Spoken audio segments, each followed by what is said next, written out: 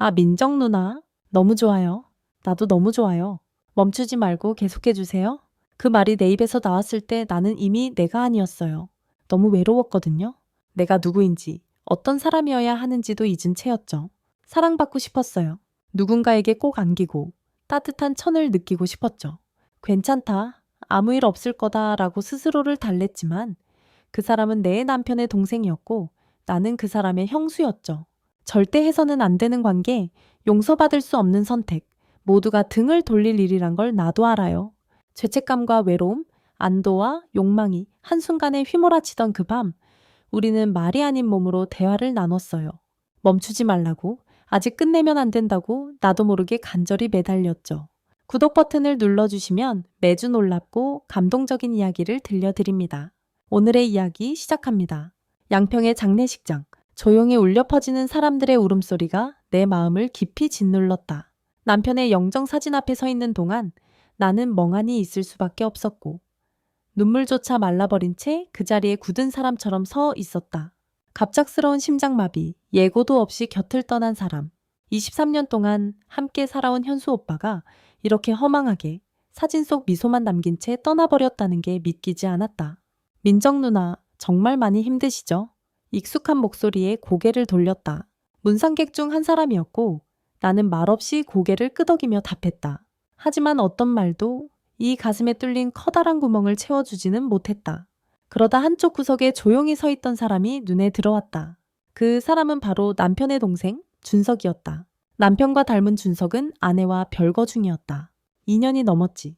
딸 소연이를 위해 이혼은 하지 않고 따로 살았지만 사실상 둘은 이혼한 것과 다름없었다.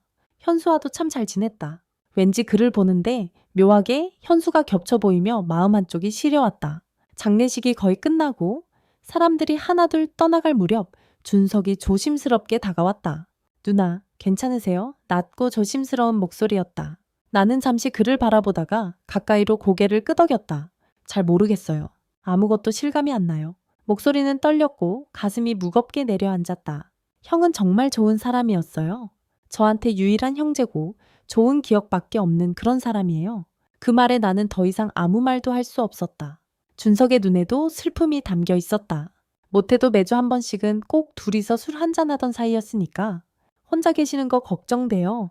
혹시 뭔가 필요하시면 정말 사소한 거라도 언제든 연락 주세요. 그의 말에 나는 입술을 꾹 다문 채 고개만 끄덕였다. 말을 더하려고 했지만 목이 메어서 아무 말도 나오지 않았다. 집으로 돌아오는 길, 세상은 시간이 멈춘 것만 같았다. 오늘 무슨 일이라도 있냐는 듯 평온해 보였고 사람들은 일상을 살아가고 있었으며 어딘가에선 웃음소리도 들렸다.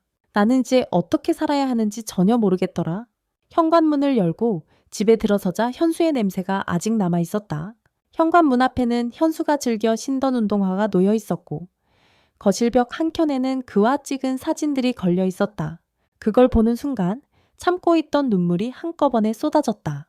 현수야, 나 이제 어떻게 해야 해? 텅 빈 집안에 내 울먹이는 목소리가 울렸다. 혼자 살던 기억조차 가물가물한 나에게 앞으로의 시간이 너무 막막했다. 잠시 후 현수의 유품을 정리하고 있는데 초인종이 울렸다. 준석이었다. 집에 가던 길에 불 켜져 있길래 걱정돼서 와봤어요. 그는 팔 소매를 걷으며 말했다. 이런 걸 다 혼자 하시려고요? 누나, 제가 도와드릴게요. 그거 괜찮아요. 저 혼자도 할 수 있어요. 그 다정한 태도에 나는 한순간 멈칫했다. 형은 제 가족이에요. 도와드리는 게 맞아요? 준석은 조심스럽게 현수의 옷을 정리하기 시작했고 나는 조용히 사진첩들을 상자에 옮겨 담기 시작했다. 사람이 너무 오래 혼자 있으면 감정이 굳는 것 같아요. 현수의 반지를 손에 들고 그렇게 중얼거리자 준석의 손이 멈췄다. 그 역시 아내와 별거하며 사실상 이혼한 것과 같은 외로움 속에서 살고 있다는 걸 나는 알고 있었다. 말하지 않아도 알 수 있었다. 그래서 누군가가 필요한 거예요. 혼자서는 결국 버틸 수 없거든요. 그의 말에 나는 조용히 고개를 들었다. 우리 둘 다 같은 외로움 속에서 눈을 마주하고 있었다. 저녁 무렵 그는 근처 식당에서 밥을 먹자고 했다. 나는 도와준 보답으로 저녁 식사를 만들어 대접했다. 간단한 오징어 볶음과 계란 후라이. 혼자였다면 저녁을 먹지 않고 지나쳤겠지만 준석 덕분에 끼니를 챙겼다. 식사 후엔 커피를 마시며 조용히 마주 앉았다. 무슨 말을 해야 할지 모르겠더라. 그런데 준석이 먼저 입을 열었다. 앞으로 무슨 생각이세요? 형 없이 어떻게 살아보실 건지? 잠시 망설이다가 솔직히 말했다. 사실 잘 모르겠어요. 23년 동안 현수 곁에만 있었는데 이제 어떻게 살아야 할지 잘 모르겠어요. 하고 싶었던 건 없으셨어요? 그 질문엔 조금 미소가 나왔다. 예전부터 작은 도자기 공방 하나 해보고 싶다 생각했어요. 원래 손으로 뭔가 만드는 걸 좋아하거든요. 누나는 손재주야 타고났잖아요. 진짜 잘 어울려요. 그의 진심 어린 말에 나는 조금 놀랐고 그 뒤로 어쩐지 마음이 따뜻해졌다. 그날 이후 준석은 자주 집에 찾아왔다. 유품을 함께 정리하고 함께 식사도 했다. 처음엔 현수 유품을 같이 정리하기 위한 만남이었지만 조금씩 서로를 위한 시간이 되어갔다. 어느 날은 내가 저녁을 준비했다. 남편 외에 다른 남자에게 요리를 해준 건 처음이었다. 그는 정말 맛있게 먹어주었다. 누나 이런 집밥 정말 오랜만이에요. 그 말이 그렇게 고마울 줄 몰랐다. 누군가를 위해 음식을 만든다는 것, 그 사람이 웃으면서 먹어주는 걸 바라본다는 것, 그게 이렇게 기쁜 일이었구나 새삼 깨달았다. 더군다나 현수의 모습을 닮은 그가 내 앞에서 환하게 웃으니 마음이 좀 이상했다. 그날 이후 내 눈엔 준석이 조금씩 다르게 보이기 시작했다. 예전엔 그냥 남편의 동생이었는데 어느 순간부터 한 남자로 느껴지기 시작했다. 그러던 어느 저녁 준석이 퇴근하자 나에게 전화를 걸어왔다. 누나 오늘 뭐 하세요? 날씨도 좋은데 나와서 술 한잔 하실래요? 잠깐 망설였지만 거절할 이유도 없었다. 준석과 함께 있는 시간이 요즘 하루 중 가장 편안했으니까. 추우니까 집에서 마셔요? 안주는 내가 준비할게요. 잠시 후 준석은 손에 소주와 막걸리 한 병씩 사서 왔다. 우리는 식탁에 마주 앉아 서로의 잔을 채워주며 조용히 대화를 나눴다. 누나, 이렇게 보니까 우리 처음 만났을 때 생각나요. 맞아요? 준석 씨, 세월이 정말 많이 흘렀네요. 술 기운이 오르자 얼굴이 화끈거렸다. 준석이 내 얼굴을 가만히 바라보고 있었다. 그 눈빛이 이상하게 심장을 두드렸다. 현수와 닮은 눈동자, 술 기운 때문인지 그 깊은 눈동자에 점점 빠져드는 느낌이었다. 술 마셔서 그런가 봐요. 갑자기 덥네요. 나는 방에 들어가 얇은 원피스로 갈아입고 나왔다. 우리는 냉장고에서 맥주를 꺼내 한 캔씩 들고 소파에 나란히 앉았다. TV를 켜자 조용한 로맨스 영화가 막 시작되는 참이었다. 화면 속 두 남녀가 손을 잡고 얼굴이 가까워지고 있었다. 대사는 거의 없고 애잔한 음악만이 흘렀다. 소파에 나란히 앉아 맥주잔을 부딪혔다. 한 잔, 두 잔, 맥주가 목을 타고 넘어가면서 말수도 줄었다. TV에서는 남자 주인공이 여자의 뺨을 감싸고 천천히 입을 맞추는 장면이 나왔다. 그 순간 나도 모르게 옆에 있는 준석에게 시선이 옮겨졌다. 준석도 나도 동시에 숨을 살짝 멈춘 것 같았다. 이 영화 유명하죠? 나는 괜히 말을 꺼냈다. 하지만 목소리가 평소보다 낮게 깔려 있었고 준석은 작은 미소만 지었다. 거실에는 영화 음악과 맥주 따라내는 소리만 조용히 흐르고 있었다. 내가 빈잔에 맥주를 따르려고 몸을 기울였을 때 자연스럽게 준석의 손등과 내 팔이 스쳤다. 차가운 맥주캔과는 반대로 그의 천은 이상할 만큼 따뜻했다. 잠시 후 준석이 리모컨을 건넬 때 그 손이 내 손등을 조심스레 스쳤다. 그 짧은 접촉에 심장이 다시 한번 울렸다. 누나. 그가 조용히 나를 불렀다. 나는 숨을 삼키며 천천히 그의 눈을 바라보았다. 그 눈동자는 조심스러움과 지금껏 보지 못한 떨림이 담겨 있었다. 준석 씨. 내 목소리도 평소와 달랐다. 낮고 아주 조금은 떨렸다. TV 속에서는 여주인공이 남자의 품에 안기고 있었고 우리 사이도 조용히 아주 은밀하게 가까워지고 있었다. 준석이 조심스럽게 내 손을 잡았다. 나는 그 손을 뿌리치지 않았다. 오히려 아주 조금 더 손가락을 감싸주었다. 우리 괜찮을까요? 그의 속삭임에 나는 말없이 고개를 끄덕였다. 우리 둘 다 너무 오래 보외로웠으니까. 그 순간 세상이 멈춘 듯했다. 거실에는 우리 둘만의 거친 숨소리만 들렸다. 그렇게 우리는 서로의 외로움을 몸으로 이야기했다. 서로의 숨결과 천을 느끼며 격렬하게 서로를 탐했다. 준석도 나도 1년 넘게 쌓아온 외로움이 한순간에 녹아내리는 밤이었다. 긴 밤이 흐르는 동안 우리는 조용하고 뜨겁게 서로를 위로했다. 다음날 아침, 준석은 조용히 내 집을 떠났다. 준석 씨, 어젯밤 일.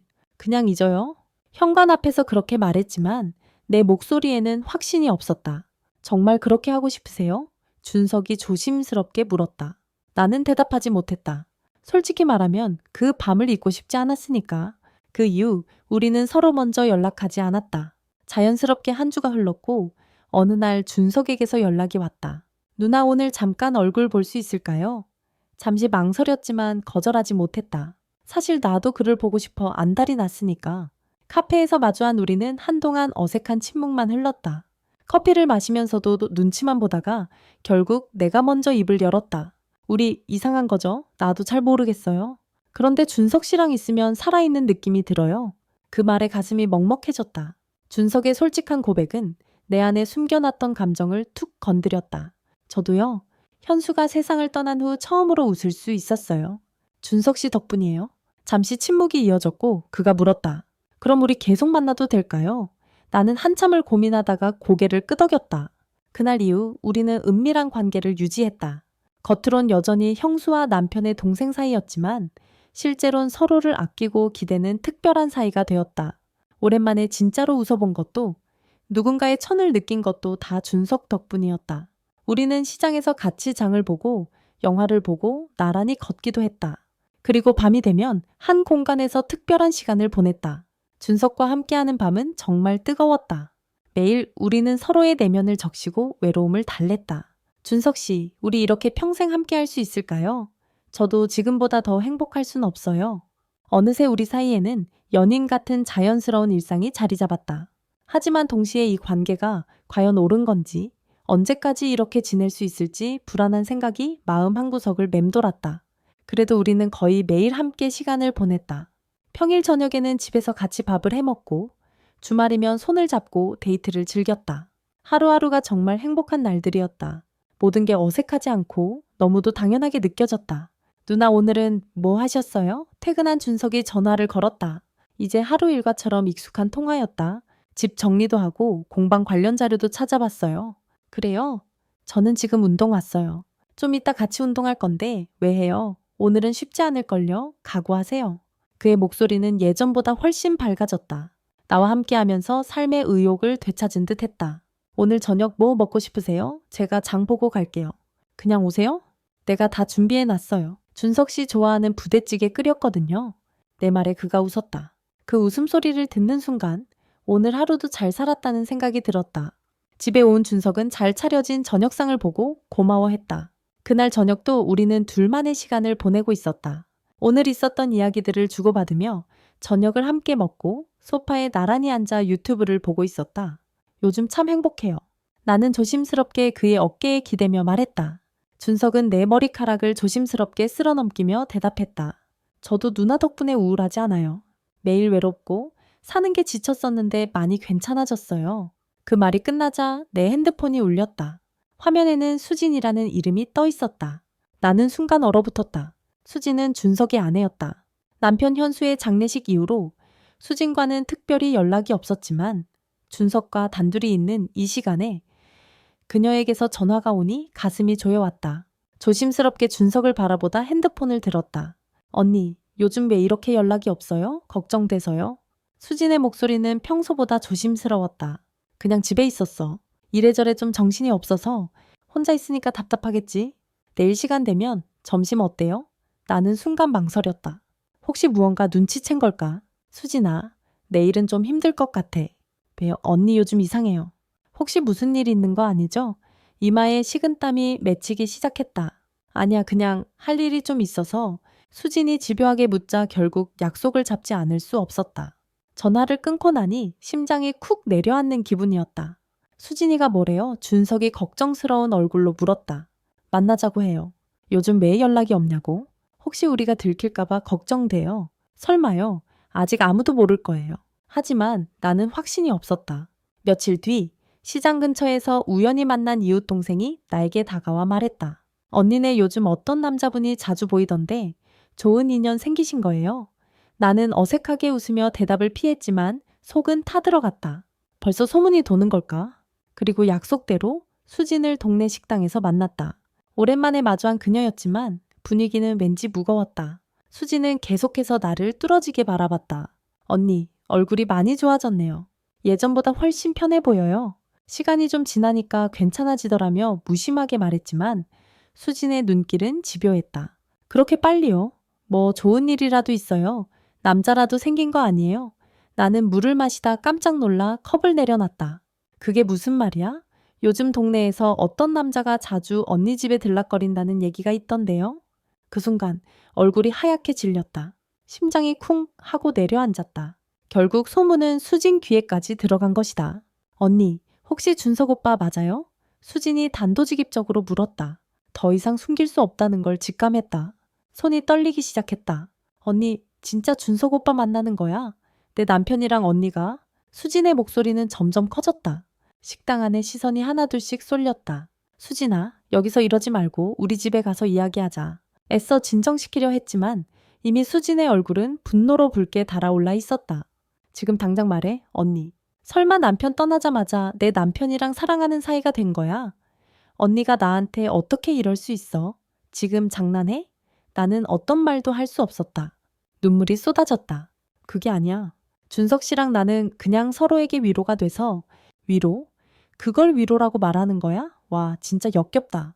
언니, 나랑 준석이랑 성격 안 맞아서 별거 중이긴 해도 아직 법적으로 부부야. 우리 소연이 때문에 이혼 안 하고 잠시 떨어져 사는 건데 그 틈에 내 남편이랑 수지는 자리에서 벌떡 일어났다. 너 다시는 내 눈에 띄지 마. 언니고 뭐고 이제 없어. 난 당신이 이렇게까지 더러운 인간인 줄 몰랐어. 끝내 수지는 눈물을 삼키며 식당을 나가버렸다. 나는 그 자리에 앉아 멍하니 눈물만 흘렸다. 사람들의 수근거림과 차가운 시선조차 느껴지지 않았다. 그날 저녁 나는 모든 상황을 준석에게 털어놓았다. 수진이가 다 알아버렸어요. 내 목소리가 떨렸다. 더럽고 역겹다고 했어요. 다시는 보기 싫다고. 준석은 한참을 말없이 있다가 조심스럽게 물었다. 누나, 우리 정말 그렇게까지 잘못한 걸까요? 나는 대답하지 못했다. 그의 눈을 마주볼 자신이 없었다. 둘 다 마음속에 같은 죄책감을 안고 있었다. 며칠 뒤 더 큰 충격이 찾아왔다. 이번엔 준석의 딸 소연이가 우리 집까지 찾아온 것이다. 아빠, 우리 얘기 좀 해요. 소연이의 얼굴은 굳어 있었다. 무슨 일이야, 소연아. 아빠, 혹시 큰엄마랑 사귀세요? 준석은 그 자리에 얼어붙었다. 소연이까지 알게 된 것이다. 엄마한테 들었어요. 엄마가 울면서 다 말해줬어요. 소연이의 말에 준석은 고개를 들 수 없었다. 수진이 얼마나 상처받았을지 너무나 잘 알았기 때문이다. 소연아, 그게 아빠도 뭐라 말하기 힘든데. 큰엄마는 아빠의 형의 아내잖아요. 그리고 큰아빠 돌아가신 지 얼마나 됐다고. 아빠 정말 실망이에요. 소연이의 말은 날카롭게 가슴을 찔렀다. 아버지에 대한 실망, 가족에 대한 배신감이 그녀의 눈빛에 그대로 담겨 있었다. 설명할게, 소연아. 설명할 게 뭐가 있어요? 그냥 잘못된 거잖아요. 그 말을 남기고 소연이는 현관문을 열고 나가버렸다. 준석은 그 자리에 멍하니 서서 닫힌 문만 바라봤다. 차가운 침묵만이 거실을 채웠다. 그날 밤 나는 준석과 전화로 조용히 이야기를 나눴다. 우리 이제 어떻게 해야 할까요? 내 목소리는 떨렸다. 준석도 쉽게 대답하지 못했다. 모르겠어요. 그냥 모든 게 다 엉망이 된 것 같아요. 행복했던 석 달이라는 시간이 한순간에 무너져 내리는 기분이었다. 그렇게 일주일이 지났다. 나는 집 밖에 거의 나가지 않았고 준석은 주변 사람들의 차가운 시선을 감당하며 지쳐갔다. 서로 연락도 하지 못한 채 시간이 흘렀다. 그러던 어느 오후 준석의 집 현관문이 조용히 두드려졌다. 문을 열자 수진이 서 있었다. 눈가엔 분노와 슬픔이 동시에 맺혀 있었다. 수진아, 들어올래? 아니, 그냥 여기서 물을게. 수진의 말투는 단호하고 무거웠다. 너 진짜 언니랑 그런 사이야? 그 질문에 준석은 고개를 떨궜다. 미안하다. 정말 미안해. 뭐, 이게 지금 미안하다고 끝날 일이야? 우리가 별거 중인 거지 이혼한 게 아니잖아. 어떻게 그 언니랑 그럴 수가 있어? 준석은 아무 말도 하지 못했다. 잤어? 수진의 질문에도 그는 고개를 푹 숙였다. 말해. 사랑한 거 아니지? 그냥 한번 자보고 싶어서 만난 거지? 말해. 사랑한 거 아니라고. 빨리 말하라고. 수진의 목소리는 점점 떨렸다. 준석은 끝내 입을 열지 못했다. 진짜 그 여자 사랑해? 수진의 눈에는 눈물이 맺혔다. 여전히. 준석은 말없이 그저 수진을 바라보기만 했다. 수진은 끝내 고개를 저으며 계단을 내려갔다. 준석은 그대로 현관에 앉아 한참을 멍하니 있었다. 같은 시간 내 집 현관도 누군가 두드렸다. 큰엄마, 안에 계세요? 문 너머로 들려오는 소연이의 목소리에 나는 놀라 급히 달려나가 문을 열었다. 소연아, 무슨 일이니? 소연이의 얼굴엔 실망과 혼란이 가득했다. 큰엄마, 정말이에요? 아빠랑 큰엄마랑. 나는 아무 말도 못한 채 고개를 숙였다. 이해가 안 돼요. 큰아빠 돌아가신 지 얼마나 됐다고? 우리 아빠는 큰엄마한테 남편의 동생이잖아요. 이게 지금 무슨 일이에요? 소연이의 말을 들으며 나는 가슴이 저려왔다. 소연이는 아직 성인이 되지 않은 고등학생이었지만 어른들의 복잡한 사정을 다 이해하기엔 너무 순수했다. 소연아, 큰엄마가 다 설명할게. 뭘 설명해요? 잘못된 걸 왜 설명해요? 소연이의 눈엔 눈물이 맺혔다. 저도 아빠랑 엄마가 저 때문에 이혼 못하고 따로 사는 거 다 알아요. 그래서 아빠가 행복하면 좋겠어요. 하지만 이런 식은 아니에요. 나는 말을 잇지 못한 채 조용히 눈물을 흘렸다. 소연이의 마지막 말이 머릿속을 맴돌았다. 큰엄마가 우리 가족을 무너뜨린 거예요. 그날 이후 나는 더 이상 준석을 만날 용기가 나지 않았다. 사랑이라는 이름으로 시작된 관계였지만 그 사랑은 너무 많은 사람들에게 상처를 주고 있었다. 소연이의 말이 맞았다. 나는 그냥 위로받고 싶었을 뿐이었다. 너무 외로웠을 뿐이었다. 하지만 머릿속에는 소연이의 차가운 시선만이 계속 맴돌았고 하루 종일 아무것도 할 수 없었다. 몇 시간이고 멍하니 창밖만 바라봤다. 모든 사람이 차가운 시선으로 나를 비난하는 것 같았다. 이게 정말 잘못된 일이었을까? 아니면 정말 진심이었던 사랑이었을까? 스스로에게 수없이 물었다. 그날 밤 나는 준석에게 전화를 걸었다. 준석 씨, 괜찮으세요? 아니요. 하나도 안 괜찮아요. 수진이가 저한테 왔었어요. 소연이도 큰엄마한테 갔다면서요. 네? 다들 우리를 이해하지 못해요. 우리가 정말 잘못한 걸까요? 그의 질문에 나는 한참을 침묵했다. 모르겠어요. 하지만 이렇게 모두를 아프게 하는 게 잘못된 것일지도 몰라요. 우리는 말은 하지 않았지만 통화로 서로의 고통을 느낄 수 있었다. 사랑이라고 믿었던 행복한 시간들이 서서히 죄책감으로 바뀌고 있었다. 며칠 동안 혼자 생각한 끝에 나는 결심했다. 더는 이 관계를 지속할 수 없다고. 모두를 아프게 하면서까지 이어가는 사랑이 옳은 건지 의문이 들었다. 그날 밤 나는 다시 준석에게 전화를 걸었다.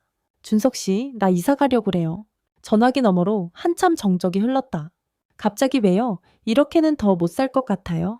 수진이도 소연이도 세상 모두가 우리를 비난하고 손가락질 하잖아요. 누나 조금만 기다려봐요. 시간이 지나면 뭐가 달라지는데요. 결국 난 당신 형수예요.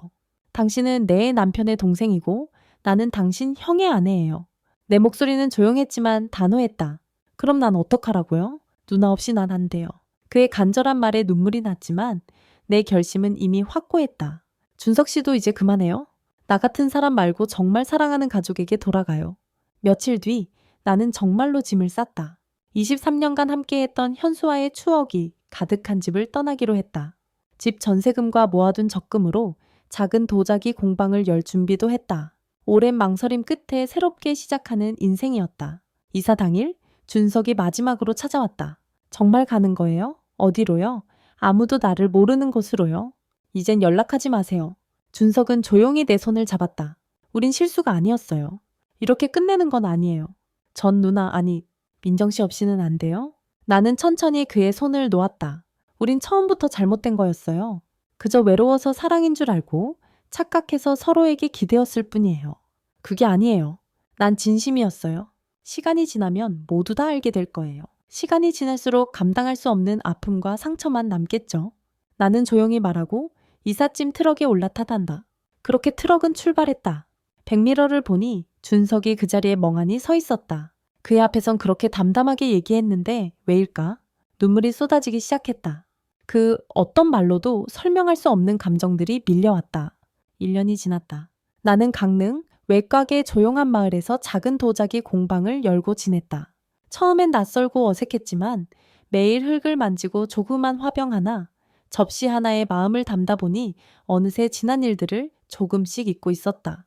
손님들과 나누는 짧은 인사, 차를 우려내며 흐르는 조용한 음악, 창밖으로 드는 오후 햇살이 이제는 내 하루의 전부가 됐다. 그날도 평소처럼 작업을 마치고 테이블을 정리하고 있었다.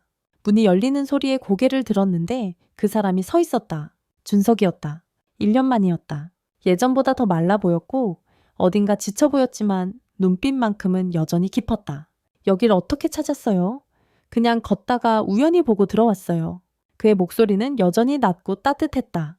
며칠 후 동네 어르신들에게 들었을 때 준석은 몇 달 전부터 나를 수소문하고 다녔다고 했다. 차라도 한 잔 드릴까요? 조용히 묻자 준석은 잠자코 고개를 끄덕였다. 나는 늘 하던 것처럼 물을 두고 차잎을 우려 따뜻한 찻잔을 내밀었다. 우리는 한참 동안 아무 말 없이 서로를 바라보았다. 그동안 무슨 일이 있었는지 말하지 않아도 알 수 있었다. 민정 씨, 가끔 이렇게 차 마시러 오는 손님이라면 나는 괜찮아요. 나는 웃으며 말했지만 그 안에는 미묘한 떨림이 섞여 있었다. 준석도 그 말의 의미를 알았을 것이다. 완전히 끝난 건 아니지만 이제 예전처럼 돌아갈 수 없다는 걸 우리 둘 다 알고 있었다. 그날 이후로 준석은 가끔 공방에 들렀다. 화분 하나를 고르기도 하고 작은 머그컵을 만지작거리기도 했다. 내가 내어주는 차를 조용히 마시며 긴 말 대신 미소로 인사했다. 뜨겁고 치명적이었던 감정은 이제 잦아들었지만 서로를 진심으로 아끼는 마음은 남아 있었다. 우리는 서로가 행복하기를 진심으로 바랐다. 이따금씩 공방에 홀로 남아 작은 화병에 꽃을 꽂으며 혹은 해질녘 산책길에 들어서면 준석과 함께했던 그 시절이 아련하게 떠오르기도 했다. 그 모든 순간들이 부끄럽거나 후회스럽다기보단 지나간 아픔과 슬픔까지도 결국 나를 단단하게 만들었다는 사실에 고마웠다. 더 이상 누군가의 아내도 누군가의 연인도 아니지만 그냥 나 민정으로 처음으로 혼자가 된 내 삶을 조용히 살아가고 있었다. 어느 날 공방에 들어선 젊은 부부가 도자기 주문을 했다. 저희 결혼식 선물로 특별한 머그잔을 만들고 싶어요. 나는 미소를 지으며 차분히 주문을 적었다. 그들이 행복하게 손을 잡고 공방을 나서는 모습을 바라보다가 문득 오래전에 내가 떠올랐다. 사랑이 무엇인지, 용서가 무엇인지, 지난 시간 동안 너무 많은 것을 배우고 또 잃었던 것 같았다. 저녁이면 아늑한 방 안에서 조용히 음악을 듣고 작은 촛불을 켜며 하루를 마무리했다. 창밖의 바람소리, 멀리서 들려오는 아이들 웃음소리, 익숙해진 고요와 평화 속에서 나는 이제 혼자서도 웃을 수 있게 되었다. 언젠가 준석도 진짜로 자신의 자리에서 행복하게 살아가길, 그리고 수진과 소연이도 상처를 조금씩 잊고 더 따뜻한 가족이 되길 진심으로 기도했다. 1년 전 모든 것을 뒤흔든 사랑이 이제는 조용한 그리움으로 남았다. 가끔은 혼잣말로 지난 날을 떠올리며 괜찮아, 잘 견뎠어. 그렇게 나 자신을 다독였다. 오늘 이야기가 마음에 드셨다면 구독과 좋아요, 알림 설정을 눌러주시고 주인공에게 따뜻한 응원의 댓글도 많이 부탁드립니다. 시청해 주셔서 감사합니다.